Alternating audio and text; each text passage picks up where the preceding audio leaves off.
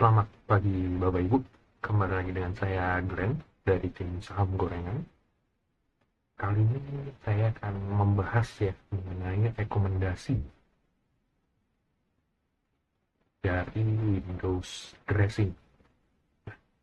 Buat Bapak Ibu yang belum familiar dengan Windows Dressing ini adalah keadaan di mana setiap bulan Desember atau di akhir tahun dari tahun 2010, dari tahun 2010 IHSG itu tidak pernah merah.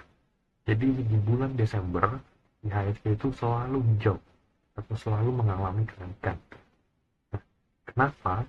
Ini ada yang dinamakan dengan Windows drafting atau fenomena di mana manajer investasi yang menginvestasikan, memanajemenkan uang-uang orang, ya, yang memanajemenkan uang-uang orang di saham, itu biasanya meningkatkan portofolionya agar menghasilkan reporting di akhir tahun yang baik. Jadi manajer investasi yang biasanya dari sekuritas-sekuritas atau biasanya manajer investasi reksadana yang biasanya memegang banyak sekali uang untuk dimanajemenkan, untuk diinvestasikan di saham, dia akan membuat reporting tahunan pada setiap akhir tahun, di mana reporting tahunan ini harus selalu baik, atau tidak. Jika tidak baik, nantinya investor-investor yang sudah memasukkan uangnya itu pasti akan menarik kembali uangnya di awal tahun. Itu yang tidak mereka inginkan. Jadi mereka selalu membandari atau menaikkan harga saham yang mereka pegang sehingga portofolionya baik di akhir tahun. Jadi efeknya kejut biasanya di bulan Desember. Nah, saya nggak akan banyak basa-basi dengan teorinya. Saya akan jelaskan rekomendasi saya, ya. Jadi ada dua yang akan saya bahas. Yang pertama adalah cara saya melihat bagaimana sahamnya akan di Windows dressing atau tidak, based on manajer investasi, di mana yang saya pilih di sini adalah reksadana saham. Jadi manajer investasi reksadana. Yang kedua adalah rekomendasi-rekomendasi based on portofolio dari manajer investasi yang mereka miliki. Saya nggak akan pakai teknikal, saya nggak akan pakai fundamental. Menurut saya untuk Windows dressing semua itu bullshit, ya. Jadi yang kita pakai hanyalah portofolio manajer investasi dan kita akan copy portofolionya. Nanti saya akan membuatkan 3 kriteria saham, definite buy, ya, must buy, Anda pasti akan beli, harus beli, ini pasti akan naik. Yang kedua, speculative buy, dia mulai akumulasi tapi saya tidak yakin dia akan naik atau tidak. Bisa jadi akumulasinya berhenti, mendadak.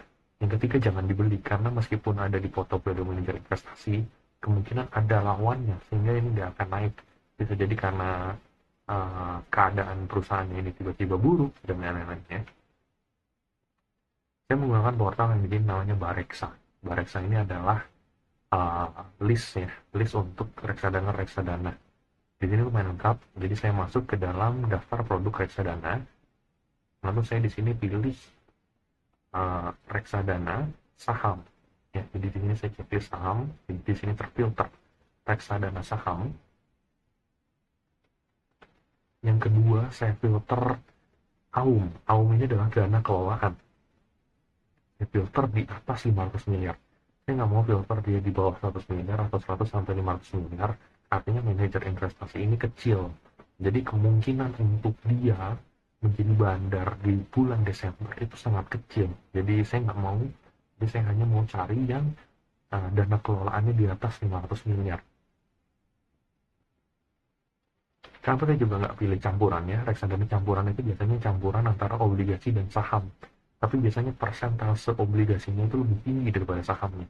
Jadi kalau AUM-nya 500 miliar, misalnya ya, AUM-nya 500 miliar, persentasenya 70-30 aja. Sahamnya berarti dia hanya sekitar 150-an, ya. 150-an ke atas. Saya tidak mau sahamnya di mana dia pegang dalam jumlah dana kelolaan yang kecil. Jadi saya mau semuanya cari yang dana kelolaan di sahamnya 100% dan besar. Yang kedua adalah saya masukkan di kolom itu bagian AUM. Jadi saya mau lihat based on AUM-nya di kolom. Nanti akan muncul AUM di sini. Ini adalah dana kelolaannya, ya, dengan segala. Nah, Anda filter descending. Jadi saya mau lihat dari yang terbesar sampai dengan yang terkecil. Jadi dia akan mengurutkan dari yang terbesar sampai yang terkecil. Ambil 10 saja yang paling tinggi. Ambil 10 peringkat yang paling tinggi. dan saya tidak akan ambil semua. Anda lihat di bagian year to date percentage, ini artinya kenaikan reksadana saham ini dalam tahun Januari awal hingga November ini, dan Anda pilih yang minus atau kenaikannya rendah. Bayangkan kalau reksadana saham, manajer investasi reksadana saham Schroder, apakah mereka akan melakukan logika aja ya, apakah mereka akan melakukan windows dressing kalau kenaikan reksadananya sudah 13%? Kalau saya pribadi jadi manajer investasinya sih kemungkinan tidak diperlukan lagi ya. Jadi yang akan menaikkan portofolionya itu adalah manajer investasi yang portofolionya sedang buruk atau di year to date-nya. Jadi nanti di 1 tahun di bulan Desember itu masih mencatatkan portofolio buruk. Nah, di sini yang saya catatkan adalah Manulife dana saham kelas A karena year to date-nya masih minus. Manulife saham andalan year to date-nya masih minus ya. Terus ada Simas saham unggulan year to date-nya masih minus juga ya. Schroder dana istimewa year to date-nya baru 1%. BNP Paribas year to date-nya baru 2,42%. Seperti itu ya. Jadi saya ambil yang kenaikannya masih kecil sehingga dia harus meningkatkan kenaikannya di portofolionya. Nah, saya buka itu semuanya satu-satu di sini. Saya buka satu-satu. Nah, ini contohnya yang Manulife ya, dana saham kelas A yang tadi saya tulis. Nah, lalu Anda scroll ke bawah, di mana di bawah ini ada bagian portofolio investasi. Meskipun ini nggak terupdate ya, biasanya ini delay 1 bulan, tapi biasanya kalau untuk manajer investasi, saham yang dia pegang itu nggak berubah banyak, yang nggak berubah jauh per bulannya, karena dia nggak main trading atau dia nggak main scalping ya. Mereka mainnya lebih ke akumulasi. Jadi saya ambil portofolio investasi dan saya copy semuanya di sini dan saya masukkan ke Excel ya.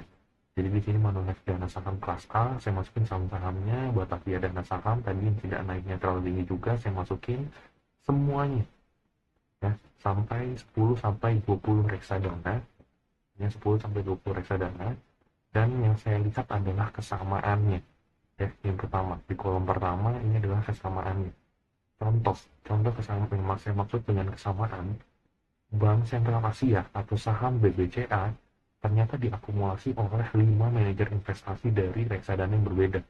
Di sini ya, ternyata 5 reksadana investasi, reksadana saham itu menginvestasikan portofolionya ke Bank Sentral Asia. Bank Mandiri juga 5, Bank BRI juga 5, Astra ternyata ada 4 ya. Bank BBNI itu 4 dan seterusnya ya. GoTo ternyata cuma 2, Adaro itu 2, seperti itu. Semakin banyak itu artinya semakin bagus, artinya peluang dia untuk dinaikkan manajer investasi semakin bagus, semakin banyak ya, semakin besar.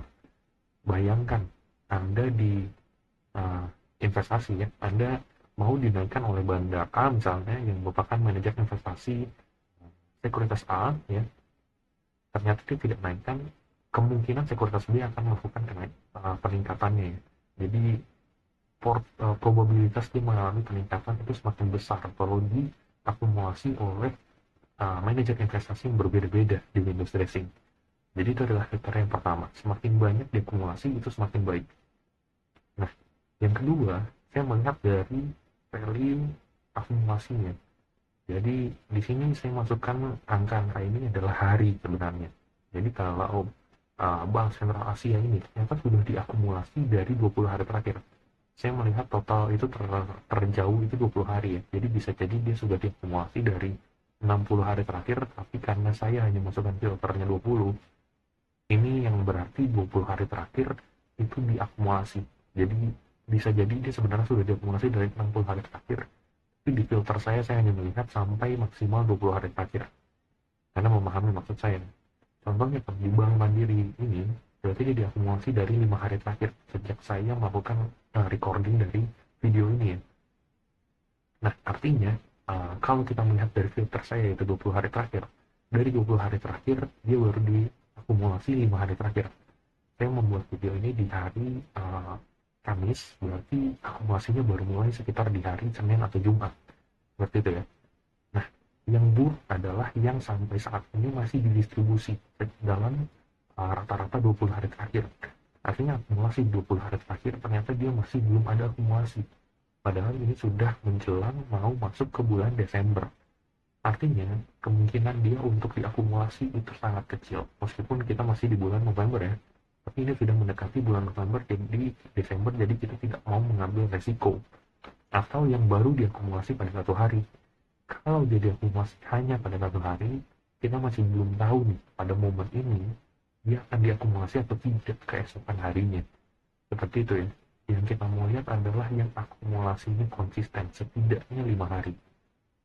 Nah, dari kriteria tersebut, saya buat warna hijau, itu adalah yang must buy, warna kuning, itu adalah yang spekulatif, Anda bisa beli, tapi dia sudah diakumulasi, atau diakumulasinya setidaknya diakumulasi dalam 5 hari terakhir, tapi dia hanya dipegang oleh satu manajer investasi. Oke, dan yang terakhir adalah down buy, ini masih distribusi atau akumulasinya baru 1 hari. Nah, ini saya akan perjelas ya. Dan Anda bisa catat, ini adalah saham-saham yang menurut saya ya, hampir 90% ke atas ini akan mengalami kenaikan di bulan Desember. Dan kenaikannya menurut saya setidaknya 3-5% untuk Windows dressing. Yang ini adalah spekulatif, ini bisa mengalami kenaikan, bisa jadi tidak karena akumulasinya masih belum rata. Yang ini kemungkinan besar akan mengalami koreksi karena sampai saat ini masih dalam fase distribusi. Jadi yang saya rekomendasikan akan saya bacakan ya. Yang pertama adalah BBCA, BMRI, BBRI, ADRO, NDKA. Ya, ini dia DP double karena dia menulisnya beda. Dan sumber Alvaria Trijaya ya, AMRT. Yang spekulatif di sini ada Bank Pan, PNBN, ICBP, dan UMPR. Jadi rekomendasi saya ada untuk Windows dressing ada di 10 saham ini. Oke, di mana yang saya yakin sekali dia akan naik ada di 7 saham ini. Ya, ini terdouble. Ada di 6 saham ini. Anda bisa coba akumulasikan, terutama kalau Anda pencinta bukan pencinta saham-saham blue chip yang seperti ini ya, karena saham ini mungkin sudah terlalu mahal. Anda bisa beli NDKA dan AMRT untuk Windows dressing. Ini sangat menarik. Silahkan comeback ke komentar di bawah dan Anda bisa melakukan analisis yang sama, dan jika harganya nanti naik, silahkan leave komentar karena saya berikan rekomendasi ini secara gratis. Terima kasih.